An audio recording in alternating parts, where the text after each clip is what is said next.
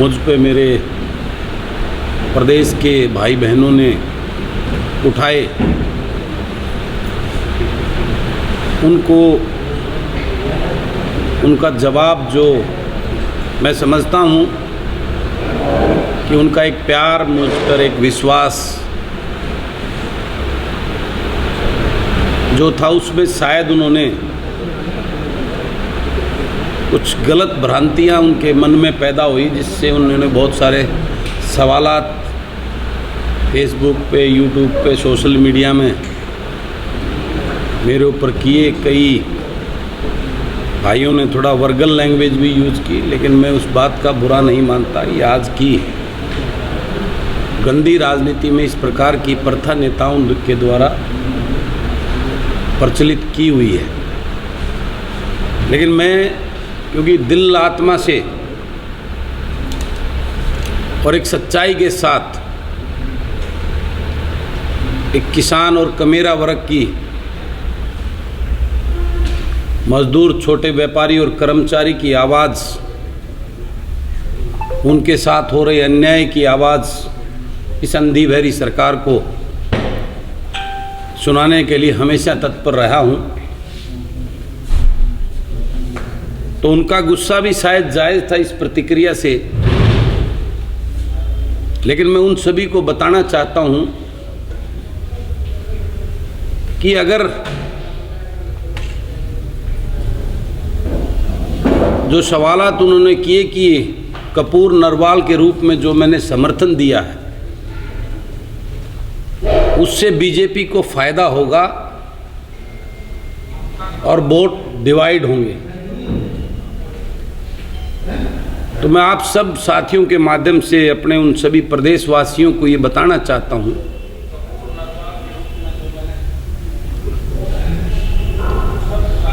कि उनका गुस्सा और उनका ये सवाल जायज़ भी हो सकता है, लेकिन मैं एक बात उनसे भी पूछना चाहता हूं। मैं तो एक महम का निर्दलीय विधायक हूं। सबसे बड़ी जिम्मेवारी तो भारतीय जनता पार्टी की इस तानाशाह सरकार को रोकने की विपक्ष की बनती है, और दूसरे जो दल जो पूर्व में जो सत्ता में रहे हैं, इंडियन नेशनल लोकदल, उनकी बनती है। क्या ये जिम्मेवारी सिर्फ बलराज कुंडू की बनती है? मैंने पहले भी मीडिया के साथियों के माध्यम से अपील की थी कि मैंने हुड्डा साहब को, दीपेंद्र भाई को और अभय सिंह जी को मीडिया के साथियों के माध्यम से ये अपील की थी कि आज के इस सिनेरियो में हम सबको पार्टी लेवल से ऊपर उठकर एकजुट होकर भारतीय जनता पार्टी के उम्मीदवार को न केवल हराना बल्कि उसकी जमानत जब्त करने के लिए एक प्लेटफार्म पे आ जाना चाहिए। जिस प्रकार से कांग्रेस ने बिहार और राजस्थान, बिहार और यूपी में बीजेपी को रोकने के लिए एक गठबंधन तैयार किया है, तो वो गठबंधन हरियाणा में क्यों नहीं? मैं आप सबसे एक बात पूछना भी चाहता हूं कि आदरणीय हुड्डा साहब, जिनके लोगों के द्वारा आज ये प्रचार किया जा रहा है कि बलराज कुंडू बीजेपी का एजेंट है और वोटों को डिवाइड करने के लिए डॉक्टर कपूर को आजाद उम्मीदवार के रूप में लेकर आए हैं और उनका समर्थन किया है। मैं आप सब साथियों के माध्यम से आदरणीय हुड्डा साहब से एक बात पूछना चाहता हूं कि हुड्डा साहब कल सुबह तक जिस उम्मीदवार को आप टिकट दिलवाना चाहते थे, अगर आप उसको टिकट दिलवा रहे थे, वो मजबूत कैंडिडेट था, अच्छा कैंडिडेट था, और बलराज कुंडू ने उसका समर्थन करके अगर आज़ाद उम्मीदवार के रूप में चुनाव मैदान में उतार दिया, तो वो मैं बीजेपी का एजेंट हो गया। मैं आदरणीय हुड्डा साहब से एक बात पूछना चाहता हूं कि हुड्डा साहब, आपके पास अनेकों ऐसे टिकटार्थी की लाइन में मेरे इस बड़ौदा के भाई थे, जितेंद्र हुड्डा, जीता हुड्डा। नंबर 2 पर कर्नल रोहित मोर, जो इतने बड़े गांव, लगभग 10,000 की वोटर के गांव थे, जो एकजुट होकर बड़ौदा उतर सकता था।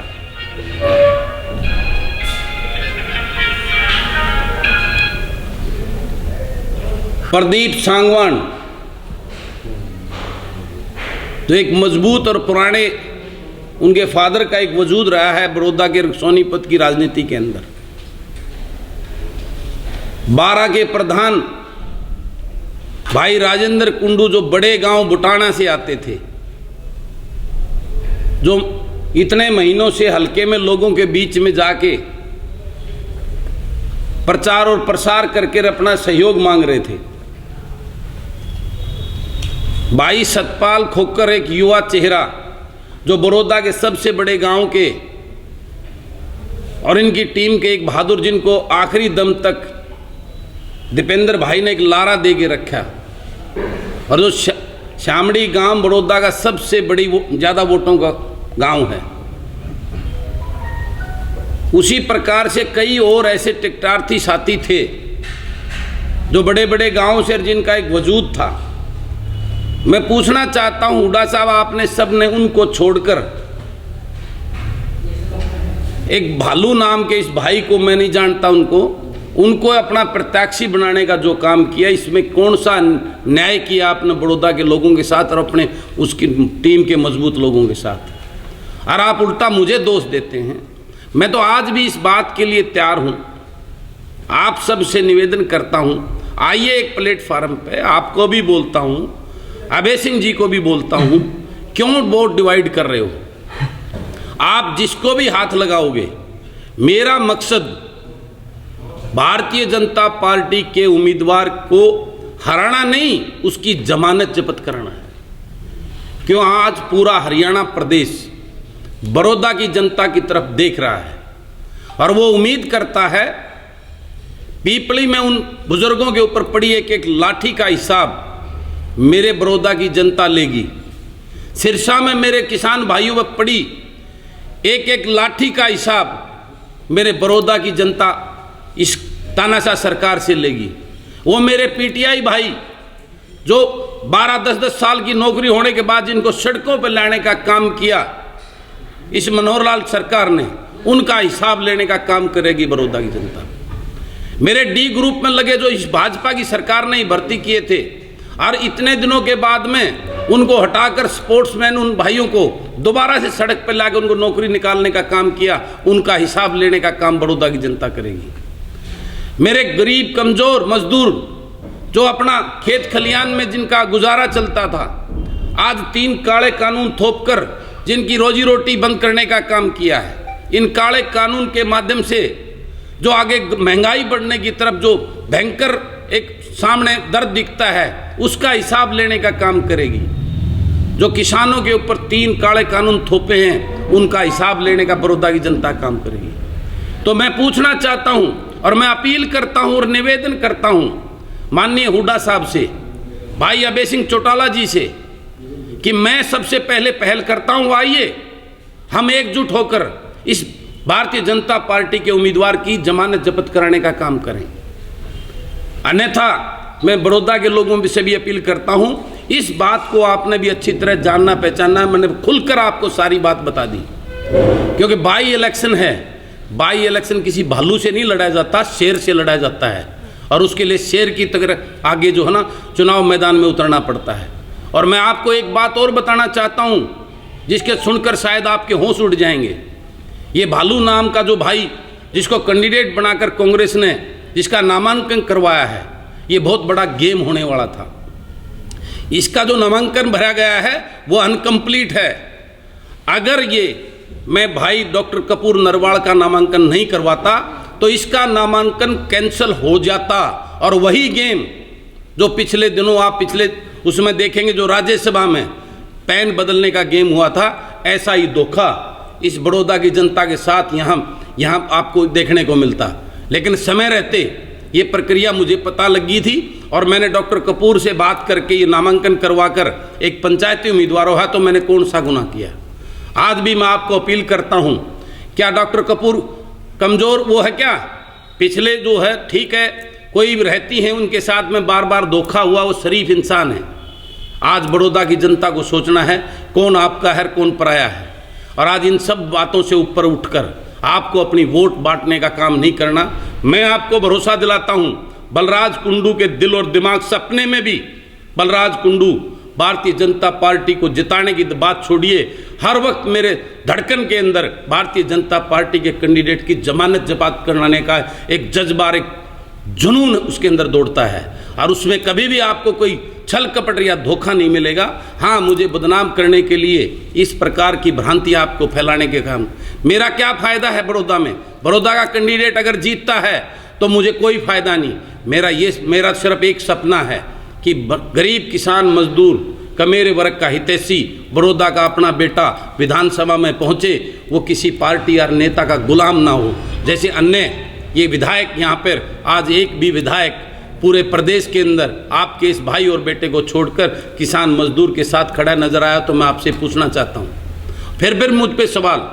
तो इन सब बातों को आपको सचेत और सावधान करने के लिए आपको अपनी वोट को डिवाइड नहीं होने देना है, और सबको मिलकर 36 बिरादरी के भाईचारे का ये दायित्व बनता है। ये तीनों काले कानून जिसमें आगे महंगाई इतनी भयंकर बढ़ जाएगी कि गरीब आदमी की रोजी रोटी जीना मुश्किल हो जाएगा। आगे पीले कार्ड में जो राशन वगैरह आज गरीब को मिलता है वो सब बंद हो जाएगा। नगद रुपए मिलेंगे, लेकिन नगद में आपको जो ना इतना महंगा राशन मिलेगा कि आम गरीब आदमी के घर में रोटी उसके घर में सब्जी बननी बंद हो जाएगी, मुश्किल से रोटी नमक के साथ खानी पड़ेंगी। ये इनकी प्लानिंग है। इस बात से आपको सावधान होना है, और इस प्रकार की भ्रांतियों से आपको अपने वोट को डिवाइड ना करके एकजुट होकर 36 बिरादरी के भाईचारे ने अपने इस उम्मीदवार को, अगर आप ठीक समझते हो, डॉक्टर कपूर नरवाल को जिताकर एक नया संदेश पूरे प्रदेश में देने का काम करना है कि अब ये बात जो ये अपनी पुनति समझते हैं, अपनी रियासत समझते हैं, ये अपनी जूती निकाल दी तो वहाँ इनका मठाधीश हो गया। इस प्रथा को आपको बदलना होगा, और इस राजेशाही की बजाय अपना उम्मीदवार, पंचायती उम्मीदवार, आपका अपना भाई, अपना सेवक, अपना वकील चुनने का काम करना होगा। ये सब आपके सामने रखने के लिए मैंने आज मीडिया के साथियों को ये प्रेस कॉन्फ्रेंस की है।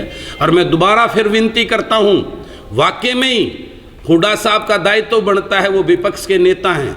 अगर वो वाकई में इस बात को फील करते हैं कि वो भारतीय जनता पार्टी को रोकना है, तो मैं फिर उनसे निवेदन करता हूँ, हुड्डा साहब आइए, मैं आपके साथ चलने को तैयार हैं। हम सब मिलकर जिस मर्जी को एक को हाथ लगाइए, हम उसी कैंडिडेट को, भारतीय जनता पार्टी को धूल चुटाने का काम करेंगे। लेकिन उसकी व्यवस्था, उसका सिस्टम आपको सच्चे मन से कौन सा कैंडिडेट जिसको बड़ौदा की जनता चाहती है, उस कैंडिडेट को आपको हाथ लगाना होगा। उसकी मैं पहल करता हूँ। ये तो हो गया जी। आप तो महम से विधायक चुने गए हैं जी, सीट बड़ी अहम मानी जाती है राजनीति में जी। जो आप बात कर रहे हैं प्रदेश व्यापी, जी ठीक है, आप राजनीति जो है अपने हल्के से बाहर की करते नजर आ रहे हैं, चाहे किसानों की बात हो, चाहे अब बड़ौदा हल्के की बात हो। आपका सामाजिक होना एक अलग बात है जी। और महम की जो समस्याएं हैं वो क्या उनका निराकरण हम कर पाए पूरी तरह से? देखिए, मैं आपको इस बात में, आपने बड़ा अच्छा सवाल है ये। मैं आपसे एक बात पूछना चाहता हूँ। पिछले दिनों जींद के विधायक मिड्डा जी की आपने सोशल मीडिया में काफ़ी चीज़ें देखी होंगी। उससे पहले आपने रेवाड़ी के मंत्री जी की बातें सुनी होंगी। अभी कुछ दिन पहले आपने अम्बाड़ा के विधायक असीम गोयल जी की बातें सुनी। इस प्रदेश की डेवलपमेंट आप जिस मर्जी विधायक से, भारतीय जनता पार्टी के या उसके गठबंधन के सहयोगी से, उसके हलके में जाकर उसके लोगों से पूछिए कि उनका क्या डेवलपमेंट होती हुई है। वही जो 5-5 करोड़ रुपया, जो 2 करोड़ रुपये वैगी के जो दिए, उसके अलावा क्या डेवलपमेंट वहाँ पे की है। ये डेवलपमेंट की जो बात करते हैं, बिल्कुल मैं आपकी, लेकिन डेवलपमेंट करे तो कोई, जितनी मेरी सुनिए, सदन में क्यों नहीं आप रखे? मैंने सदन में भी रखी हैं, आप मेरे सदन की उसमें जाइए, और मेरे लेटर में ऑफिशियली, मैं पढ़ा लिखा विधायक हूँ, मैंने कितने लेटर अपने हलके की एक एक समस्याओं के विभाग के मंत्रियों को और मुख्यमंत्री को दिए हुए हैं। और जिस दिन बना था, बनने के बाद पहली बार मुख्यमंत्री से मिला था, मैं उस दिन कोई मंत्रालय मांगने नहीं, उनके पास मेरे 4 पेज के मेरे हलके की जो समस्याओं की डिमांड लेटर दे के आया था। उसके रिकॉर्ड मेरे पास हैं, और उसको मेल के द्वारा हार्ड कॉपी भी, सॉफ्ट, दोनों मैंने उनको दी हुई है। कोई भी वो काम करवा पाए? कुंडू साहब जी, एक बड़ी बात आपने बोली है कि कांग्रेस के उम्मीदवार का जो पर्चा भरा गया जी, उसमें पेपर पूरे नहीं है। तो बिल्कुल आज भी पूरे नहीं है। और ये अगर डॉक्टर नरवाल का पर्चा नहीं भरा जाता तो 1000% उसका कैंसिल होता। अब उसको बीजेपी कैंसिल नहीं करेगी। और अगर कैंसिल नहीं होगा तो अब तो उनके पहले तो कपूर नरवाल नहीं होते, वो कैंसिल होता, एक तरफा बीजेपी का ही कैंडिडेट रह जाता। अब क्योंकि डॉक्टर नरवाल आगे हैं और उसका रहना, वो उनको तक भैया, तो दोनों खड़ा रहना अब जरूरी हो गया है। ये बात आज भी आप चेक कर सकते हो। उसके अंदर मेरे पास अंदर की कॉन्फिडेंशियल न्यूज है। मैं नाम नहीं ले सकता उसका, क्योंकि वो सरकारी नौकरी पे है, उसकी नौकरी को खतरा हो जाएगा। विधायक जी, अगर कपूर नरवाल जी को टिकट मिल जाती कांग्रेस की, फिर आपका प्रत्याशी कौन होता, समर्थित प्रत्याशी? देखिए, डॉक्टर कपूर एक सामाजिक, उनका पारिवारिक जो पृष्ठभूमि रही है, और उनके साथ अनेकों बार धोखे होते रहे। निश्चित रूप से अगर डॉक्टर कपूर को कांग्रेस की टिकट मिलती तो मैं कोई उम्मीदवार ना उतार कर, मैं सिर्फ भारतीय जनता पार्टी की जमानत जब्त कराने के लिए प्रचार करता। और मैं उन चीज़ों से ऊपर उठकर पार्टीबाजी, इस लेवल में मैंने पहले भी मीडिया के साथियों के, मैंने ये इस बात का पूरी खुले दिल से किया था कि ऐसे केस में मुझे अगर किसी भी पार्टी के साथ जाना पड़े जमानत जब्त कराने के लिए, तो मैं उसके लिए तैयार था, और मैं वो अपना फर्ज 100% निभाता। इस बात पे फाइनल डिसीजन हो गया कि डॉक्टर कपूर नरवाल और आप कंधे से कंधा मिलाकर हल्का में काम करोगे? इसमें कोई दो राय नहीं है। निश्चित रूप से आपने भी कहा कि भालू और शेर की लड़ाई थी, भालू को नहीं उतारना चाहिए था, शेर को उतारना चाहिए था, तो आपके हिसाब से शेर नरवाल जी थे। देखो, कोई भी उसके एक मेरी शेर आ गया, हाँ, तो अब आप औरों से अपील क्यों करते हैं? आप अपने दम पे देखिए, मैं उस बात का जवाब दे रहा हूं जो सोशल मीडिया पर इस बात की भ्रांति फैलाने के लिए कि बलराज कुंडू का जो कैंडिडेट जिसको समर्थन दिया है, उससे डिवाइड करके बीच में बीजेपी को जिताने का काम करेंगे। मैं ये इस बात के लिए, मैं तो आज भी उस बात के लिए तैयार हूं, आए ना वो। मेरा मकसद, मैं कोई ऐसा काम नहीं करूंगा जिससे बीजेपी, भारतीय जनता पार्टी के उम्मीदवार की जीत हो। सर, इससे सेंसिटिव मुद्दे भी प्रदेश में है। एक ही बात कहते हैं जी, मैं विधायक हूँ और मैंने और हल्कों में जाता हूँ, मुझे इतनी बात वो नहीं है, लेकिन अब आप पूरे हरियाणा के एक सामाजिक नेता बन चुके हैं। देखिए, वो तो आप लोग, मैं तो जो है ना यहाँ इसलिए आया हूँ, मेरी सुनिए, मैं इसलिए आया हूँ, मैं बीच में जो गया हूँ वो किसानों के मुद्दे पे गया हूँ। जहाँ जहाँ किसान आंदोलन हो रहे थे, मैं किसान आंदोलन में जहाँ जहाँ मुझे बुलाया मैं वहाँ गया था। मैं वैसे राजनीति चमकाने के लिए कहीं नहीं गया, किसी गांव में वैसे कहीं नहीं गया। जहाँ जहाँ मेरे किसान के आंदोलन हुए, जहाँ जहाँ मुझे बुलाया, मैं वहाँ उन अपने किसान भाइयों के, साथियों के पास, आड़तियों के पास, मंडियों में वहाँ मैं पहुँचा। अपने आप को कहते भी हैं कि पंचायती नेता भी हैं, पंचायती विधायक के रूप में भी जाने जाते हैं।